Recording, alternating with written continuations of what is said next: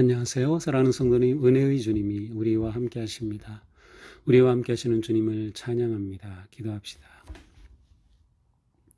주님 감사합니다. 또 주님의 은혜 안에 새날을 열어주시니 감사합니다.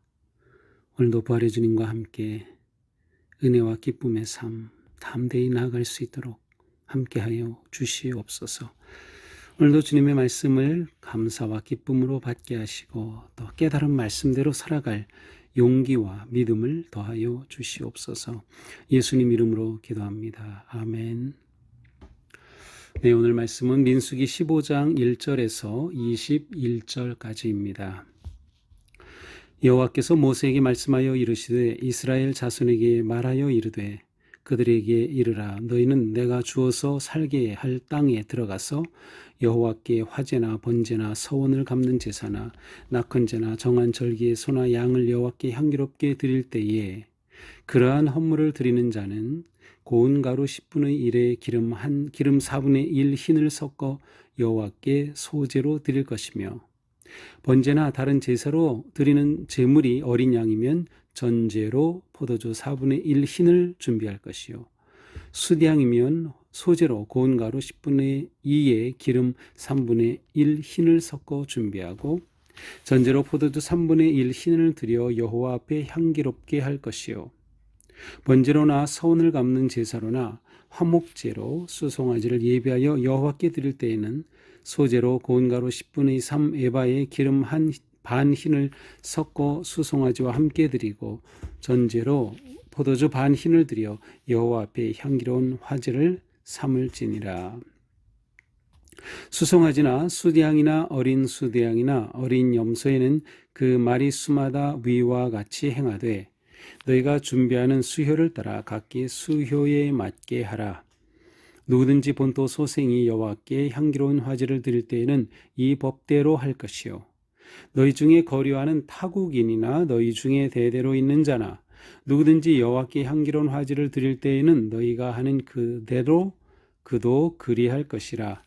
회중 곧 너희에게나 거류하는 타국인에게나 같은 율례니 너희의 대대로 영원한 율례라. 너희가 어떠한 대로 타국인도 여호와 앞에 그러하리라. 너희에게나 너희 중에 거류하는 타국인에게나 같은 법도 같은 규례니라. 여호와께서 모세에게 말씀하여 이르시되 이스라엘 자손에게 말하여 이르라. 너희는 내가 인도하는 땅에 들어가거든 그 땅의 양식을 먹을 때에 여호와께 거제를 드리되 너희의 처음 익은 곡식 가루 떡을 거제로 타작마당의 거제같이 들어 드리라. 너희의 처음 익은 곡식 가루떡을 대대에 여호와께 거제로 드릴지라. 아멘. 자, 앞에서 우리는 이제 이스라엘 백성들이 하나님께서 너희 이제 이스라엘 당장 올라가지 못하고 앞으로 하루를 1년을 해서 40년간이 지난 후에 가나안에 들어가겠다라고 모세를 통해서 말씀하시자 이 사람들이 야 이게 보통 일이 아니구나 그 심각함을 깨달았죠. 그래서 자기들 멋대로 이스라엘 그에게 주신 그 가나안 땅을 향해 들어가고 만 것이에요. 하지만 그러한 그들의 전쟁은 실패하고 말죠. 왜냐하면 하나님이 함께하지 않으신 것이기 때문에. 자, 그래서 그들이 이렇게 실패한 후에 이스라엘 백성들은 아마도 의기소침했을 겁니다. 크게 사기가 떨어졌을 것 같아요. 자, 그때 이제 주어진 말씀이 오늘 말씀입니다. 전체 흐름상으로 볼 때는 이상한 어떤 위치에 있다고 볼 수가 있어요. 왜냐하면 지금 이스라엘 백성들은 하나님의 말씀을 받았고 이제 그 말씀을 받은 대로 또 약속을 따라 광야로 왔어요. 그래서 이제 광야 생활을 막 시작했는데 그리고 그들은 곧 이스라엘 그 약속의 땅 가나안으로 들어가려고 하다가 지금 하나님의 진노하심으로 인해서 그들의 불순종과 그들의 죄로 인해서 하나님이 진노하시고 하나님의 그 진노로 말미암아 이제 광야 길을 계속 돌아가야 될 상황이에요. 그런데 지금 주신 말씀은 무엇입니까? 너희가 내가 주어 살게 할 그 땅에 들어가서 앞으로 40년 후에나 있을, 앞으로 한 38년 후에나 있을 일을 지금 말씀하시는 거거든요. 그래서 전체 흐름상으로 볼 때는 이제 이 들어온 자리가 좀 어울리지 않는 것 같습니다. 하지만 하나님께서는 이스라엘 백성들이 의기소침하고 좀 낙담하였을 지금 그들에게 다시금 하나님의 약속을 일깨워 주는 겁니다.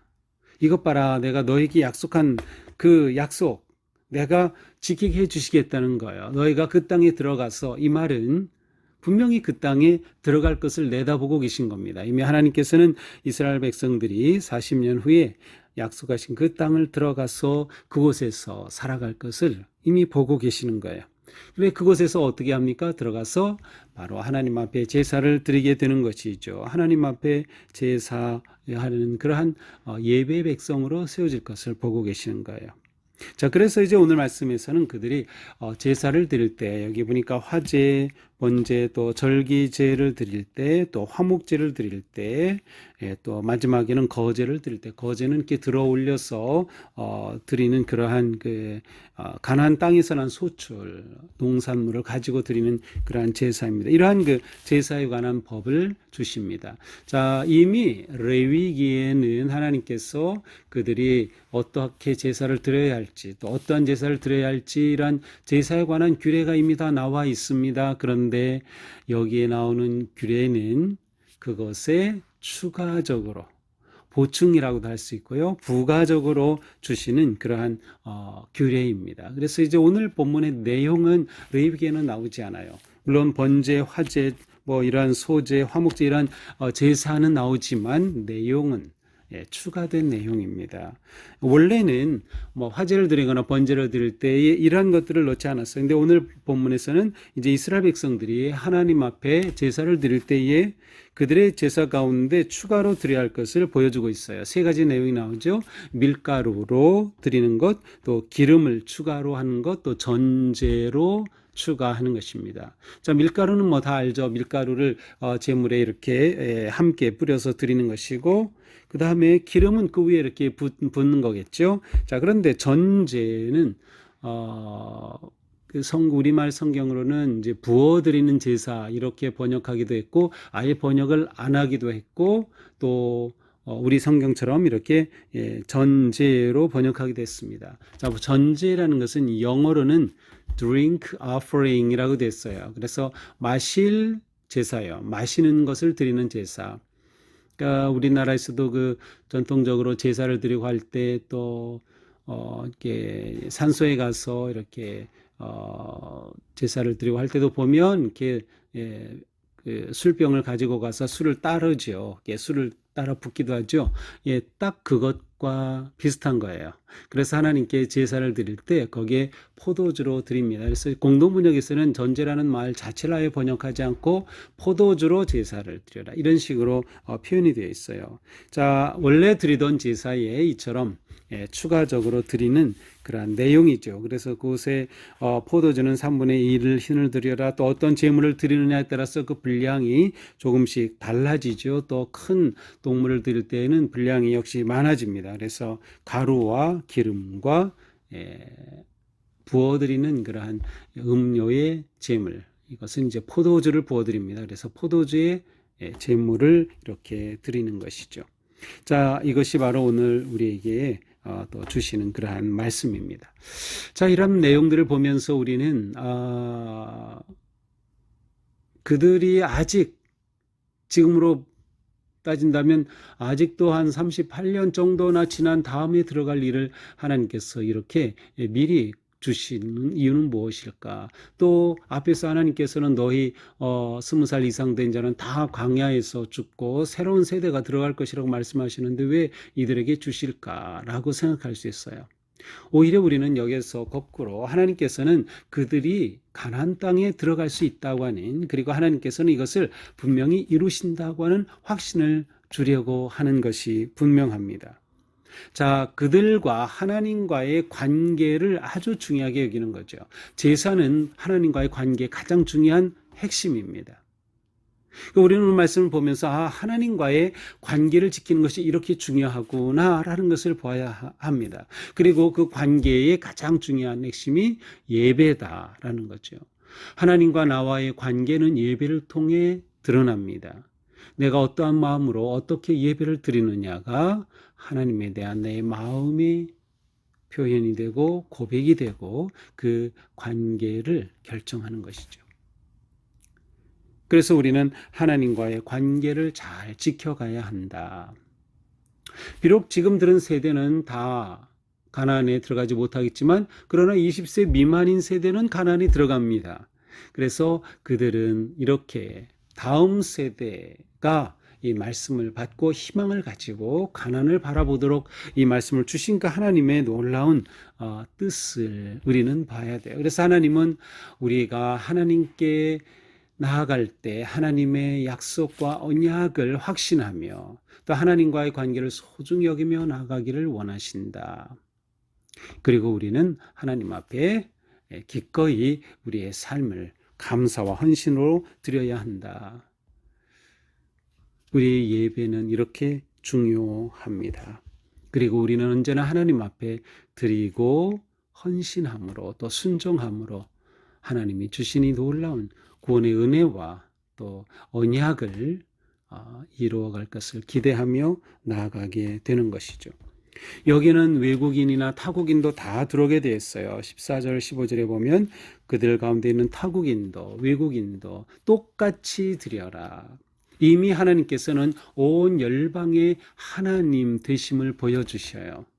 이스라엘 백성들은 택함을 받은 선택된 그러한 민족이 분명하지만 그러나 하나님은 그들을 택했다고 이방을 버리신 것이 아니에요. 이미 하나님께서는 온 이방의 하나님 되심을 보여주시는 것이죠. 그리고 그들에게도 이 똑같은 제사의 특권을, 제사의 기쁨을 주신다. 이러한 하나님이시기에 우리가 하나님을 믿게 된 거죠. 우리가 하나님의 거룩한 자녀가 된 것입니다. 오늘 말씀을 보면서 나는 하나님과 어떤 관계를 맺고 있는가?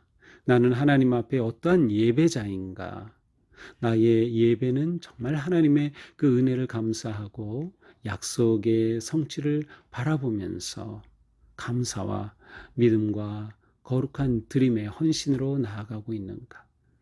나는 하나님께 어떻게 나 자신을 부어드릴까 생각하면서 오늘 하루도 하나님 앞에 거룩하고 아름다운 그러한 예배자의 모습으로 승리하기를 축복합니다. 기도하겠습니다. 주님 감사합니다. 오늘 말씀을 통해서 우리는 하나님과의 관계가 얼마나 중요한가를 또한 생각해 봅니다.